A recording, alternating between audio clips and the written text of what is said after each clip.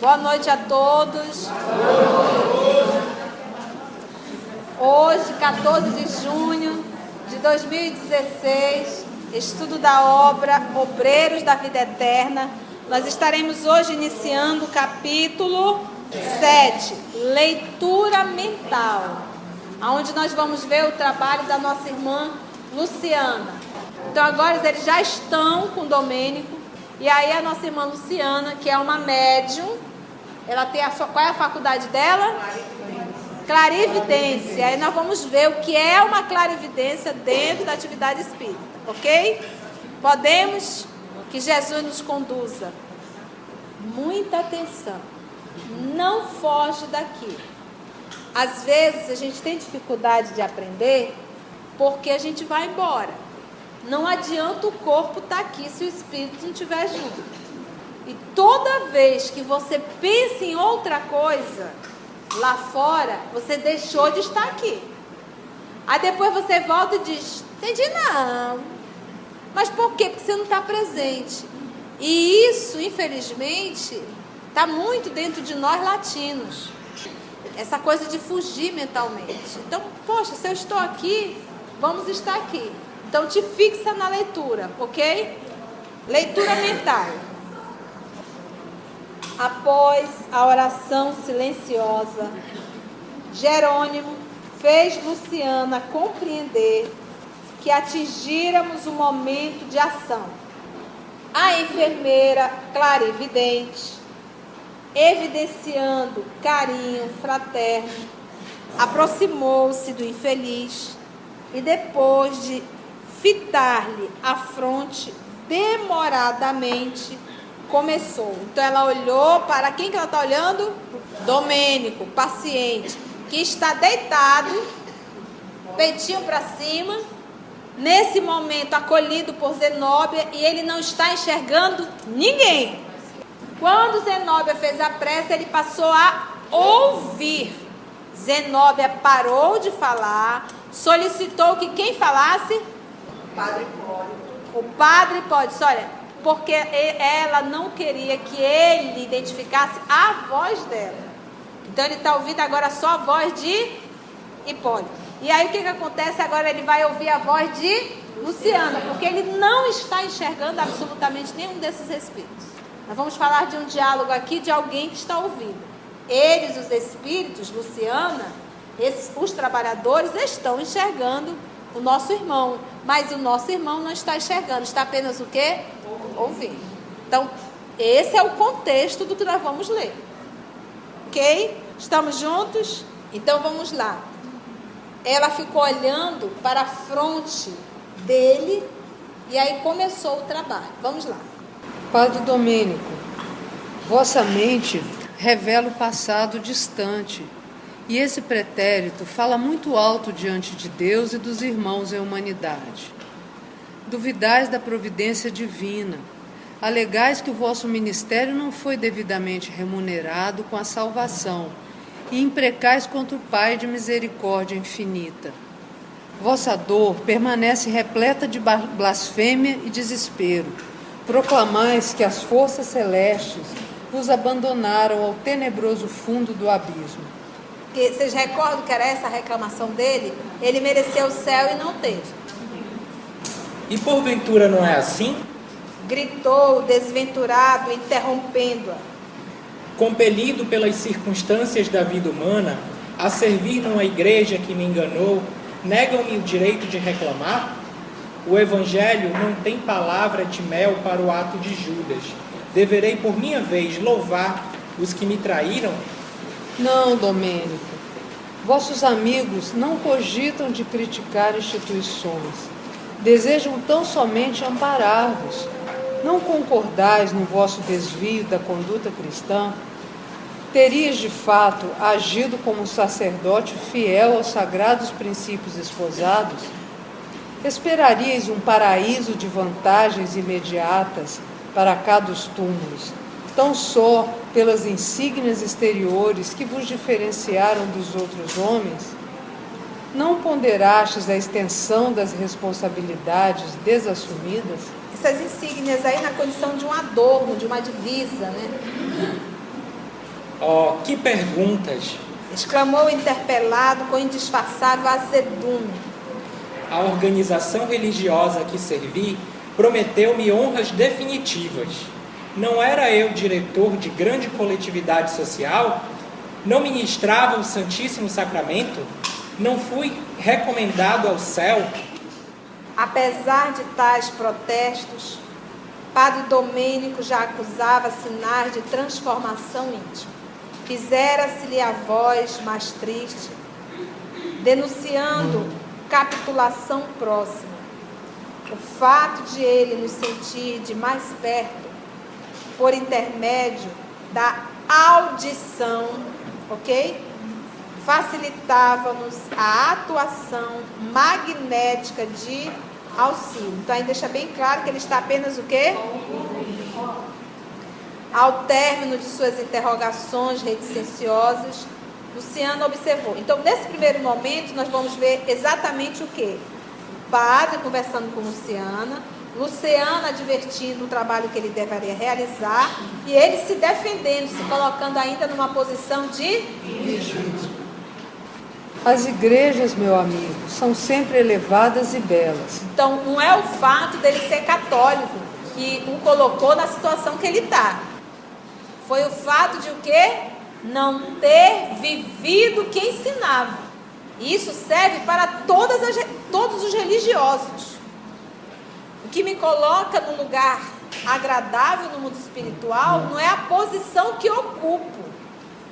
Não é o fato de ser palestrante, dirigente, coordenador. Isso aí é um mero detalhe. É a minha conduta no dia a dia. É a minha moral. Então não nos será perguntado que trabalho exercia, mas o que tu fizeste com tudo aquilo que tu ensinaste. Consubstanciam invariavelmente o roteiro de nosso encontro divino com o Pai de infinito amor. Ensinam a bondade universal, o perdão das faltas, a solidariedade comum. Mas e os nossos crimes, fraquezas e defecções? Em geral, todos nós que somos filiados a correntes várias do pensamento religioso na Terra, exigimos que se nos faça justiça, esquecidos, contudo, de que as noções de justiça envolvem a existência da lei. E como ludibriar a lei, soberana e inalterável, embora compassiva em suas manifestações?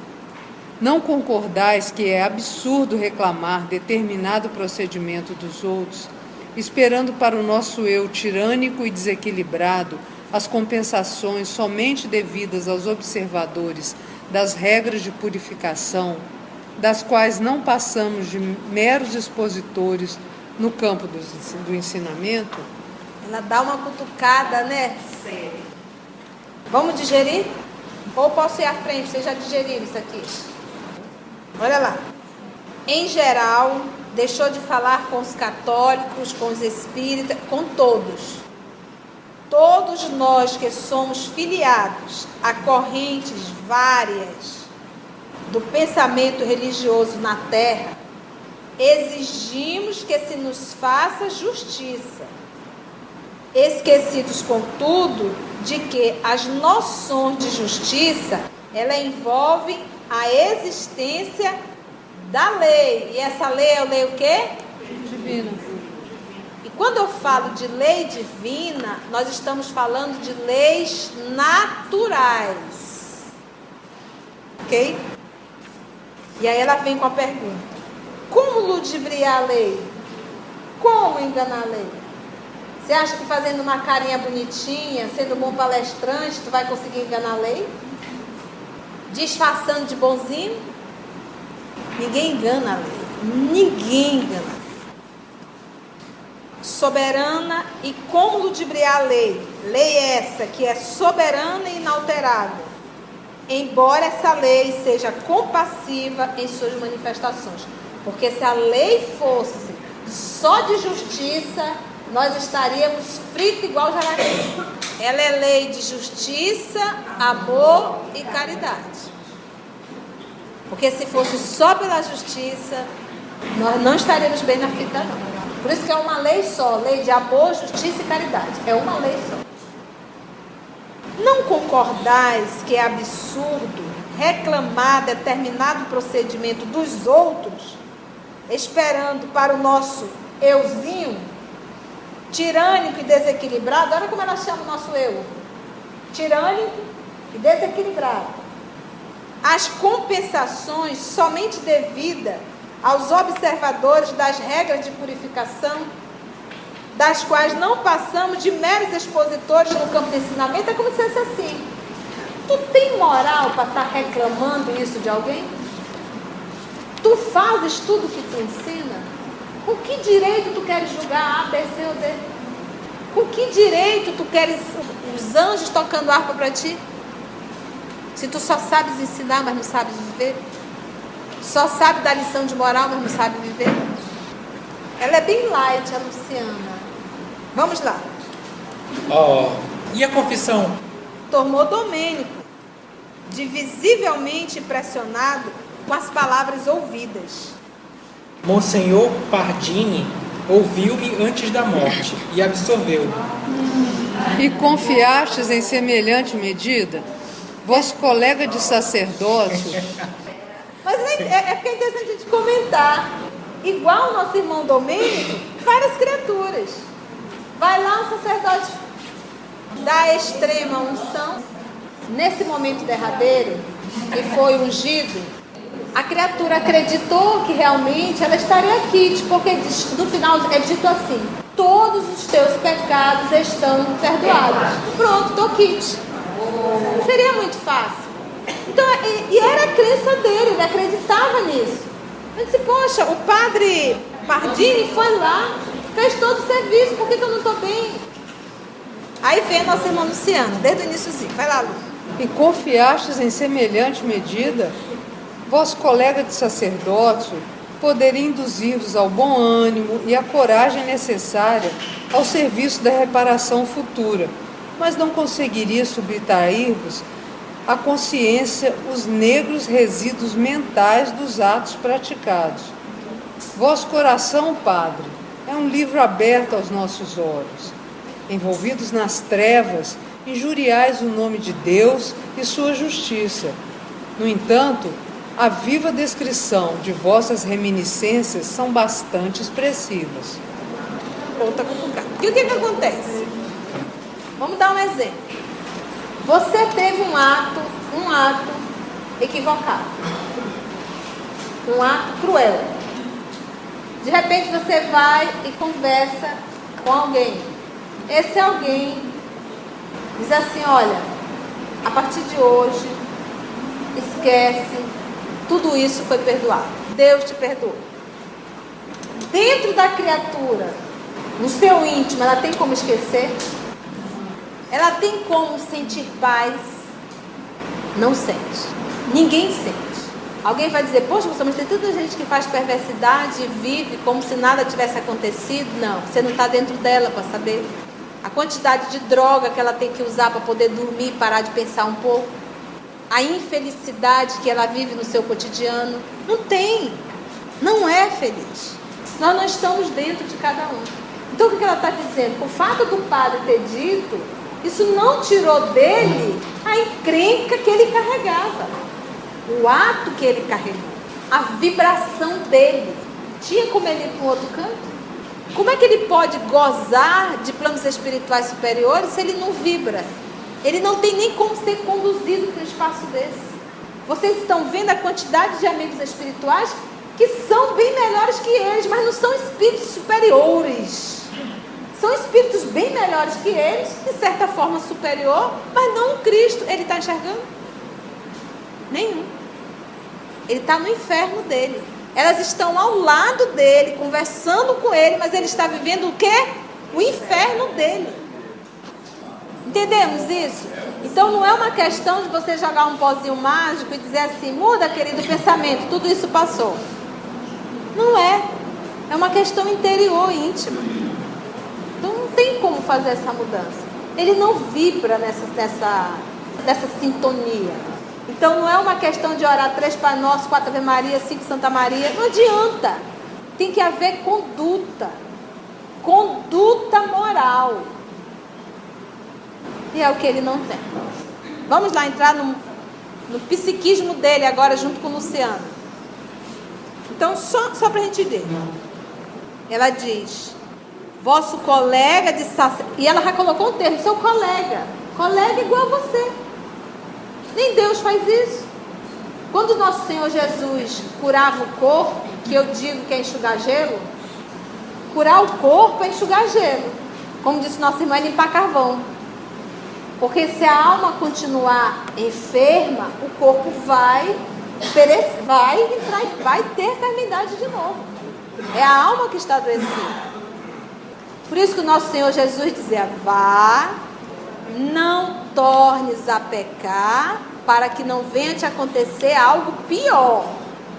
Por que ele realizava isso? Para identificá-lo como o Messias. E lendo o Novo Testamento, o caso do cego de nascença, ele perguntou, Senhor, quem pecou? Foi os pais ou foi ele? Jesus diz, nenhum e nem outro. Ele veio assim para que se realizasse a vontade do meu Pai. Ou seja, aquele espírito não estava passando por nenhuma expiação. Ele acertou no mundo espiritual, eu vou nascer cego. Nosso Senhor Jesus vai se encontrar comigo e vai devolver a visão para que se cumpra o que está na profecia. Nenhum e nem outro. E alguém pode questionar. Olha o que os nossos irmãos perguntam. Quem pecou? Foi ele ou foi seus pais? Ele nasceu cego. Se ele pecou, foi naquela encarnação? Você vê como eles já carregavam a informação da reencarnação com outro nome, obviamente. Então, olha só. Era um amigo dele, um colega, um igual. Poderia induzir-vos ao bom ânimo e até a coragem necessária ao serviço de reparação futura. Então, não é os teus pecados estão perdoados. Meu filho, errastes? Errei. Não adianta ficar lamentando ele. Levanta-te e conserta. Ficar reclamando é perca de tempo. Levanta, arregaça a manga e vai tentar corrigir a bagunça que você fez. Então, esse serviço poderia ser feito. Mas não conseguiria subtrair-vos jamais a consciência, os negros resíduos mentais dos atos que você praticou. Vosso coração, Padre, é um livro aberto. Coração é na condição de sentimento. É um livro aberto aos nossos olhos. Não é só o do Padre, nosso também. Envolvido nas trevas, injuriais o nome de Deus e da justiça. Vamos lá. Porque Domênico se calasse humilhado, porque ela falava e ele sabia do que ela estava. Nós ainda não sabemos. Mas ele sabia. Teu pensamento, teu sentimento é um livro aberto. Eu te conheço. Porque Domênico se calasse humilhado, sob a vigorosa influenciação magnética de Zenóbia, que o mantinha nos braços, a clarividente prosseguiu.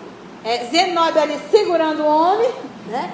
Envolvendo ele em vibração, e a Luciana realizando o trabalho para que ele pudesse refletir. Porque, meus irmãos, é impossível realizar mudanças de ordem moral se eu não parar para fazer uma reflexão. E essa reflexão, ela tem várias facetas. Eu posso, no momento de estudo desse, entrar no processo de reflexão, sair daqui nesse processo de reflexão e dizer assim, vou mudar. Segundo momento, eu posso ouvir tudo, sair daqui, esquecer tudo, mas aí vem uma mãe muito amiga, chamada Mãe Dor. E aí ela me para e me faz refletir. E às vezes a Mãe Dor não chega aqui na Terra. Às vezes a gente diz assim, a pessoa passa uma encarnação inteira vivendo na felicidade, que é muito difícil, mas normalmente gozou muito mais felicidade. A Mãe Dor não veio a quantidade necessária para divertir aquela criatura. Vai sentir quando desencarnar ou nos momentos finais. Às vezes diz assim, ai que bom, fulano teve saúde a vida inteira, né? Às vezes não é tão bom. Porque uma enfermidade, ela nos coloca o pé no chão. Entendeu? Isso faz com que a gente abaixe o narizinho. Então, para que eu possa fazer essa mudança, eu tenho que fazer essa reflexão em mim, ver os meus defeitos, assumi-los. Olha, eu sou doente nessa área aqui. Eu sou doente, eu estou reconhecendo. Eu estou reconhecendo em mim que eu preciso mudar. Eu quero mudar, porque eu já estou cansada desse tipo de situação. Eu estou cansada dessa minha atitude, eu não quero mais. Aí você começa a sua mudança. Mas enquanto não houver essa reflexão, e enquanto você não estiver saturado dessa sua atitude, enquanto nós estivermos sentindo prazer nessa nossa atitude, não haverá mudança. Muitas vezes a pessoa também acha que é normal o que ela está fazendo, não tem nada demais. Ainda não identificou, não há mudança, não se viu. Às vezes a pessoa chama isso de fuga. Quando a projeção, você projeta nos outros a culpa, eu sou infeliz porque o outro fez isso, deixou de fazer, o outro era meu melhor amigo e fez isso. Então, a projeção, ela diz que isso é um mecanismo de fuga, enfim. Você diz que você é a grande vítima, que é o caso dele. Ele diz, eu era padre, fui perdoado e toda essa situação. Então ele está colocando em Deus, está projetando em Deus a injustiça, a penúria dele está nesse momento. Então ele está projetando uma culpa em Deus, na divindade, no outro que é dele. Porque justamente isso, a partir do momento que ele assume que ele fez, aí a coisa vai... É por isso que ele ainda não recebeu auxílio. Porque ele ainda não fez a sua reflexão, ainda não assumiu as encrencas deles, que são enormes, as suas atitudes equivocadas. Ele ainda não, mas é só ele, não é o nosso caso. Entendeste? Então é necessário nós fazermos esse processo. Reflete, avalia, veja onde você começa a se incomodar e a incomodar o outro também. Você é desagradável para o outro. A tua presença é desagradável. As pessoas não têm empatia com você. Não é nenhum e nem dois, são muitos. Poxa, será que o mundo inteiro está errado e você está certo? Então realmente nós começarmos a dizer, poxa, deixa eu parar para avaliar aqui a minha conduta. Não é que eu tenho que agradar a todos, mas também eu não posso ser desagradável a todos. E quando nós começarmos a fazer esse trabalho, aí sim começa o nosso processo de evolução. Por isso está no Livro dos Espíritos, 919 a questão. Leia quando chegar em casa, calmamente. Se possível, leia todos os dias antes de dormir a 919, para você fazer uma reflexão em torno do que é dito ali naquela mensagem. É muito fantástico esse texto aqui. Bora lá. Porque Domênico se calasse humilhado sob a vigorosa influenciação magnética de Zenóbia, que o mantinha nos braços, a clarividente prosseguiu. Vamos lá. Vejo-vos a derradeira noite na existência carnal. Acompanho-vos em noite fria, sobre fortes rajadas de vento, de céu sem lua. Desviastes o passo do centro populoso e enveredais por estrada sombria de recanto suburbano. Não somente vos observo a forma física, sinto-vos igualmente o estado emocional. Empolgado pela visão embriagante dos sentidos, penetrais num lar honesto, cego por sentimentos menos respeitosos, para com alguém que vos ouviu inadvertidamente as palavras finas de sedução e malícia. Alijastes a batina escura, como quem despe incômoda capa. Alijar ia tirar. Largou para lá. Tirou, largou a batina como se tirasse algo o quê? Incômodo. Naquele momento deixou de ser palha na cabeça dele. Envergais agora, na intimidade do pequeno salão verde, perfumado com costume de casimira cinza claro, absorvida por vossas referências gentis, que apenas traduzem propósitos de sensação, distantes de qualquer sentimento edificante, certa mulher cede às vossas promessas. Alguém, todavia, demora-se espreitando-vos. É um homem que se certifica da ocorrência e afasta-se alucinado, sem que lhe identificasseis a presença. Trata-se do esposo ofendido, em dolorosa crise passional. Distancia-se a caminho de pequena cidade próxima, tomado de dor selvagem. Então ele vai na casa do casal, seduz a esposa, ela inadvertidamente cai, responsabilidade dos dois, muito mais dele, porque subentende que ele tenha mais conhecimento de ordem moral do que ela, subentende-se. E o esposo, ela cai, e o esposo acaba o quê? Vendo tudo. É isso que eu digo, sabe, gente?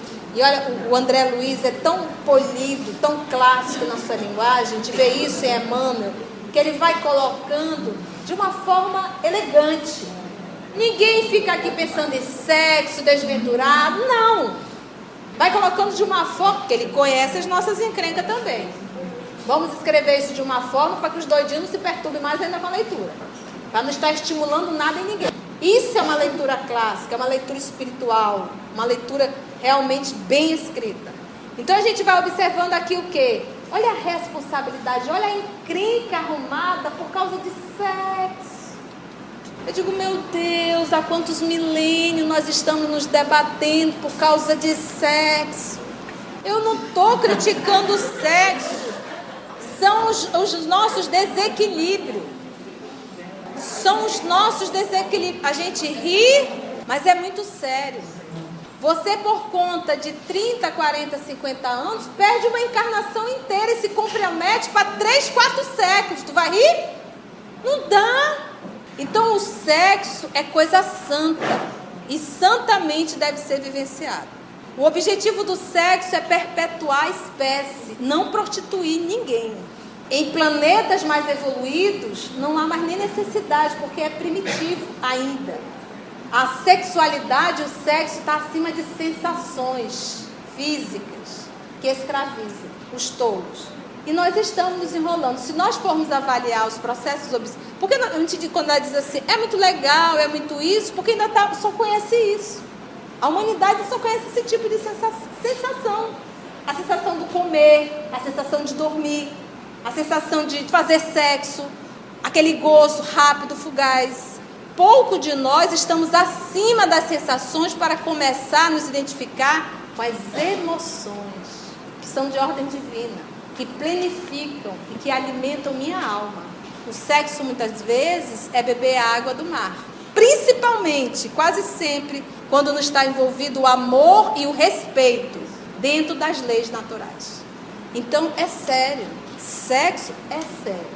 E por conta dele nós estamos... Não é a culpa dele, porque ele é divino. Fomos nós que o prostituímos. Então, é necessário realmente nós começarmos a nos educar. Senão serão mais séculos e séculos nesse sofrimento. Então, por que nós estamos falando? Você arruma, olha aqui, ele está todo enrolado. Por causa de quê? Não era preferível ele não ter assumido o sacerdócio se fosse se tratar? Até casar, se fosse um caso? Mas querer realizar algo que não está dentro da sua capacidade? Física, orgânica, psíquica, emocional? Eu acho engraçado a gente dizer, eu vim aqui para ser feliz. Quem disse? De que felicidade estamos falando? Nós viemos aqui para nos educar. E a educação exige muitas vezes um puxão de orelha e nos impor limites. Porque se nós formos fazer tudo que dá na cabeça, sinto muito, mas estamos perdendo a nossa encarnação. Eu não tenho que fazer tudo que dá na minha cabeça. Eu tenho que dizer o que a minha cabeça tem que fazer. Se eu verdadeiramente quero evoluir. Se eu não quero evoluir, quero permanecer no charco da ignorância, problema meu, problema nosso. Nós temos o nosso livre-arbítrio. Mas se eu realmente desejo, eu tenho que fazer força. Porque se eu for continuar fazendo tudo que der na minha cabeça, perdi minha encarnação. E dói. Aí você vai dizer, Conceição, tem hora que é tão difícil. Aí quando você diz assim, olha, é tão difícil, pode completar. Isso mostra quantos séculos eu estou viciada nisso. Por isso que é tão difícil eu sair. E se nós não começarmos a dar o primeiro passo, mais arraigado vai ficar. E nós nunca vamos conseguir sair de um planeta de provas e expiações. Nunca vamos conseguir adentrar, nunca, que eu digo que vai passar milênios. Sim, mano, não era para te estar já lá em regeneração? Pois é, mas eu ainda estou por aqui. Sexo desequilibrado, desestruturado, desarmonizado, não é de ordem divina. O que é de ordem divina, gente? Está pautado na lei de amor, justiça e caridade. Se não está dentro dessas leis, deixou de ser divino. É promiscuidade. Como nós vimos no Missionários, né? Na hora do casal, eles saem. Os espíritos. Os espíritos saem. Só o casal participa. É só do casal, é sublime. Um casal que tem um relacionamento sublime. Isso não é para todos. E aí ele explica, né? O André pergunta, ele diz, não, nem sempre é assim. Nós acabamos de estudar no livro dos médiuns. Vocês lembram do livro dos médiuns? Aonde eles estavam tinham o quê? Espíritos. O sexo é de ordem divina. É por isso, gente, a velhice. O próprio corpo vai cansando. Tudo isso porque não só do sexo, como da alimentação. Você vai chegando, os prazeres vão... Você vai perdendo, que é já para se preparar mesmo para a desencarnação. Senão você fica no mundo espiritual correndo da sala para a cozinha, querendo comer, querendo fazer sexo. Porque quem é que está viciado? É o corpo ou o espírito? É o espírito. Ainda é um animalzinho. Bora lá. Penetra grande empório de bebidas e adquire 1 litro de vinho antigo por alto preço. Quem que fez isso? O esposo. O esposo entrou no empório, comprou um vinho e olha o que ele fez. Ele estava sentindo a dor selvagem. A dor selvagem, olha que interessante. Afasta-se angustiado e, oculto à sombra de árvores acolhedoras, adiciona ao conteúdo do frasco pequena porção de substância venenosa fulminante. Em seguida, espera-vos de longe, acariciando a ideia do assassino. Olha aí. Noite alta, regressais ao presbitério, e o adversário, como quem volta de ligeira viagem, saúda-vos agradavelmente com dissimuladas demonstrações de estima e confiança. É muita hipocrisia, né? Acaba de sair da casa do cidadão, com a esposa do cidadão, encontra o cidadão e só faltou abençoar, que Deus lhe abençoe. Poxa. Paira o convite ao vinho reconfortante na madrugada gélida e abri a porta da residência paroquial. Entrais calmo, na tepidez do interior doméstico. Isso é ela contando tudo que está na mente dele, tá? Ela está contando de entrais calmo, né? Tudo que ocorreu, ela está contando a Luz, a Luciana. Na tepidez do interior doméstico, à frente de vasta mesa bem servida, experimentais, honrado, o vinho velho misturado ao veneno destruidor. Não tivestes tempo para explicações. E não foi um vinho barato, ele comprou um vinho...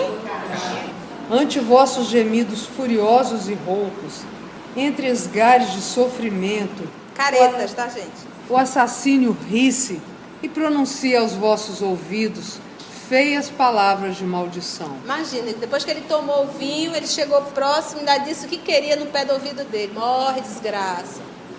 Quando a respiração se fez mais opressa, o homicida pediu socorro às dependências da casa, depois de inutilizar a prova do crime, ante vossos olhos assombrados. Precipitam-se em vão os servidores.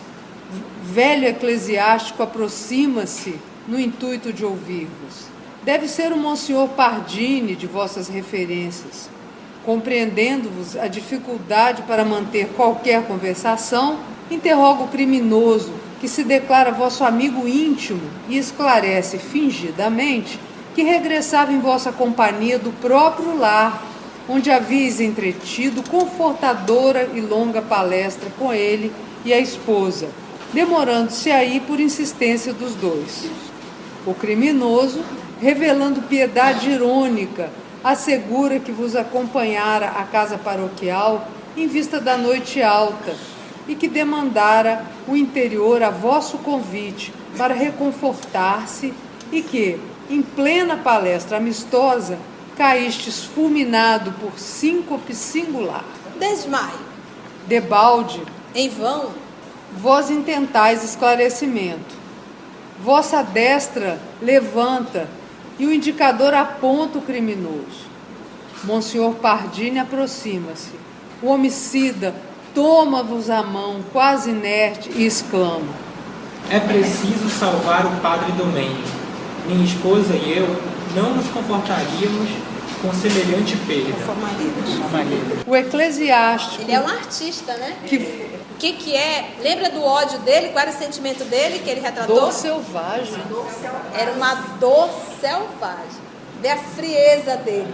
Ou seja, nós temos aí uma mulher que errou, um homem que errou e um terceiro que poderia estar passando ou por uma expiação ou por uma aprovação.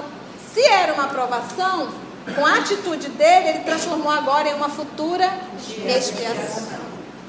Então, a dor bateu na tua porta, haja como nosso Senhor Jesus nos ensinou. Não cabe a mim ser juiz de ninguém. Meu irmão, você sujou as mãos? Permaneça você. Eu não vou sujar a minha, não. A encrenca seria do padre e da esposa, não dele. Passou a ser dele quando ele decidiu cometer o homicídio. Deixa. Ele que está enrolado, cidadão, ninguém foge da lei. E a outra, a esposa vai ter que responder.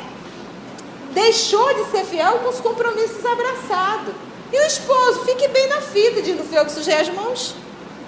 Problema dela e dele. Separa se for necessário, não há problema nenhum, se a pessoa não conseguir lidar com isso. Mas sujar as minhas mãos por causa de uma pessoa que não soube ser fiel aos princípios que abraçou? Alto lá. Isso já mostra que nem isso merece. Não é velho?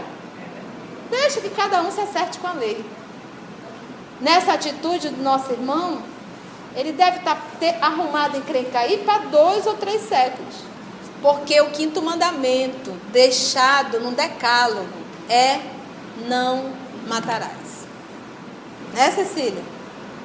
Não matarás. Bora lá. o eclesiástico que vos assiste permanece sob forte emoção. Supõe ser o vingador companheiro desvelado da vítima e inicia o serviço dos moribundos. Endereçais supremo olhar de impassível desespero ao adversário e compreendeis o próximo fim do corpo. Esfriam-se-vos os membros, viscoso suor vos corre abundante do rosto, e no esforço tremendo pronunciais de maneira quase ininteligível uma frase. Eu, pecador, me confesso. O religioso que vos acompanha, porém, fecha-vos os lábios no intuito de poupar-vos e assevera: Domênico, descansa em paz. Ao sacerdote reto não se faz necessária a confissão no alento derradeiro. Ainda hoje ministraste a sagrada partícula. Pede a Deus por nós no céu.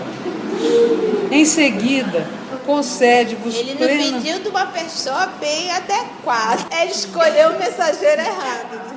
Em seguida, concede-vos plena absolvição de todos os pecados da existência humana, tratando-vos a personalidade espiritual cheio de santa confiança.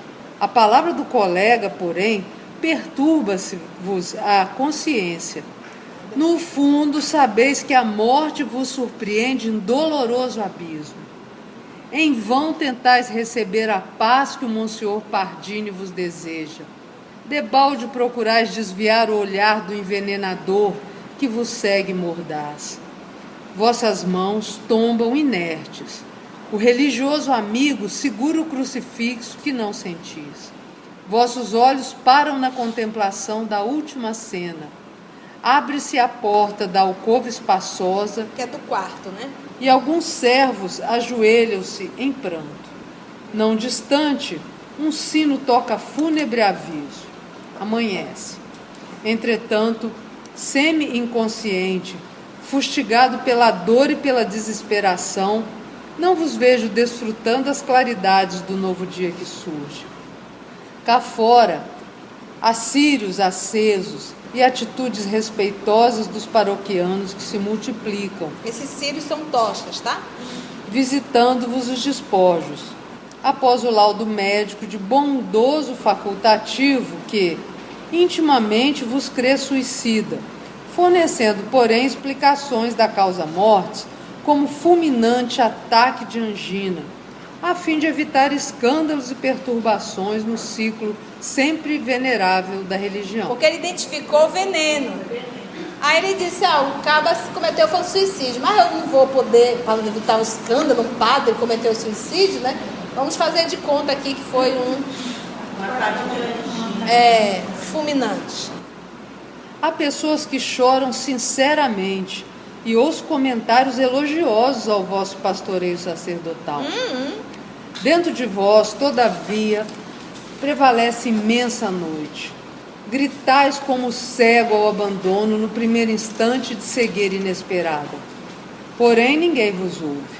Relacionais o crime de que fosses vítima, rogais providências contra o matador, mas os ouvidos humanos agora permanecem noutras dimensões.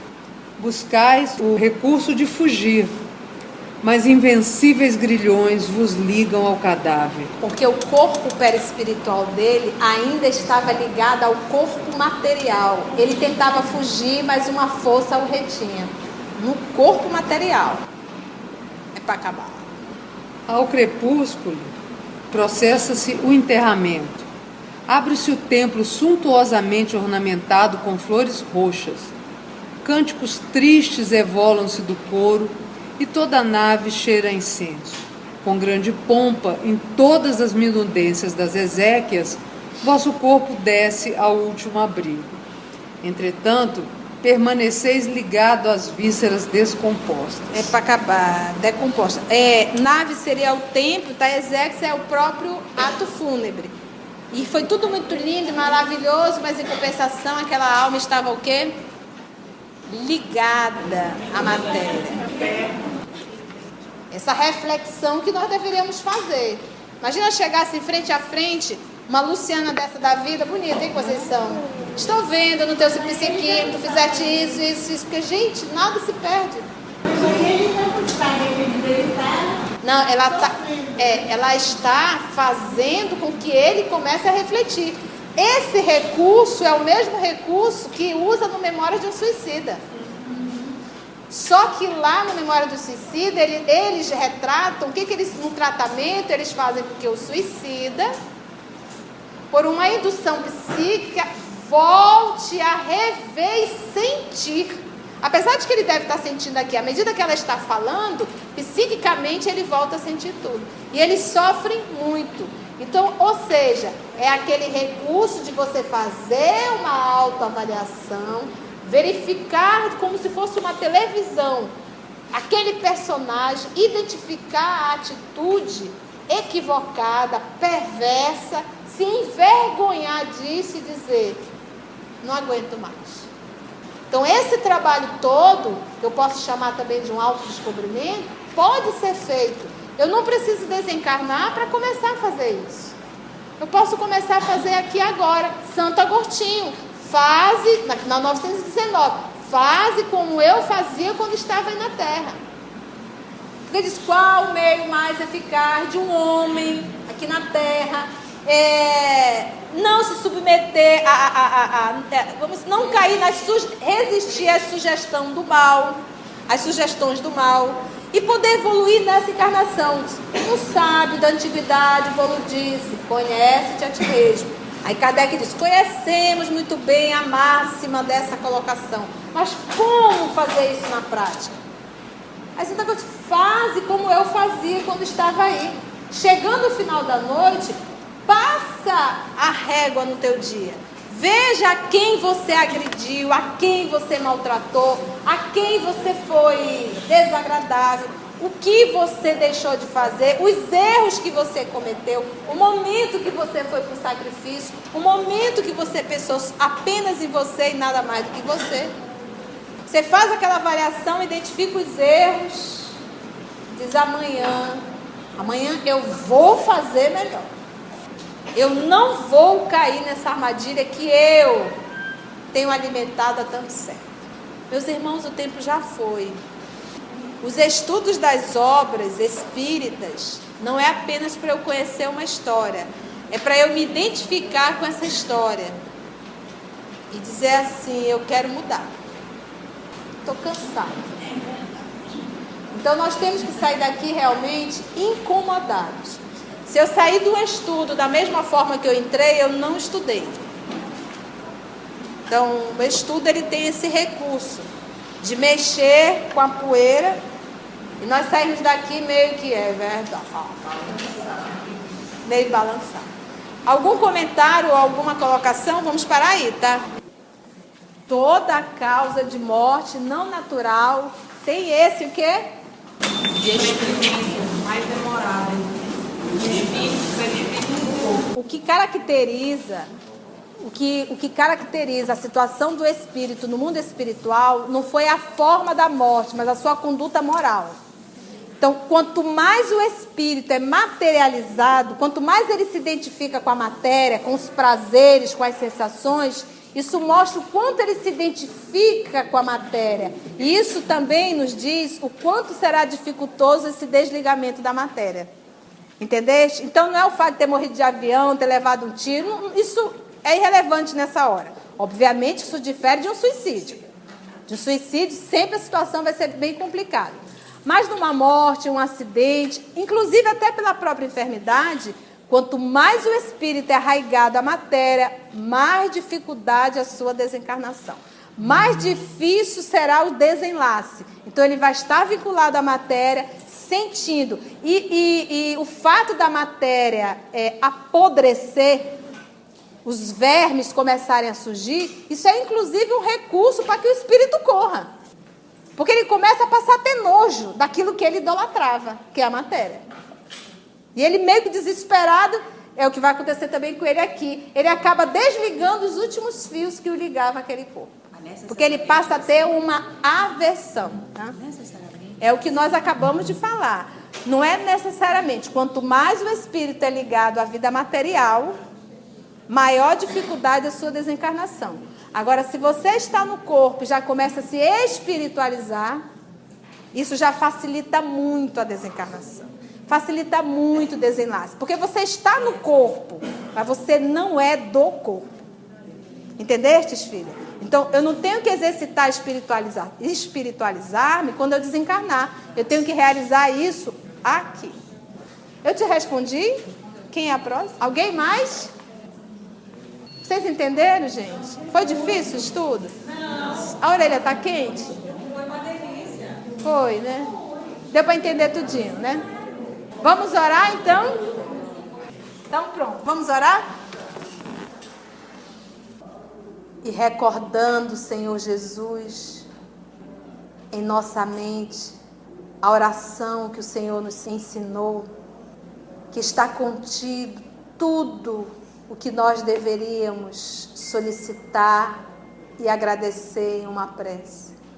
E repetimos, Senhor, em nossa alma, a oração que Tu nos ensinaste. Pai nosso, que estás no céu, santificado seja o vosso nome. Venha a nós ao vosso reino. Seja feita a vossa vontade, tanto na terra quanto no céu. O pão nosso de cada dia, dai-nos hoje. Perdoai as nossas ofensas, assim como perdoamos a quem nos ofendeu. Não nos deixe, Senhor Jesus, entregue à tentação que existe dentro de nós mesmos. E livra-nos, Senhor, de todos os males, hoje e sempre. Muito obrigada, amor de nossa vida.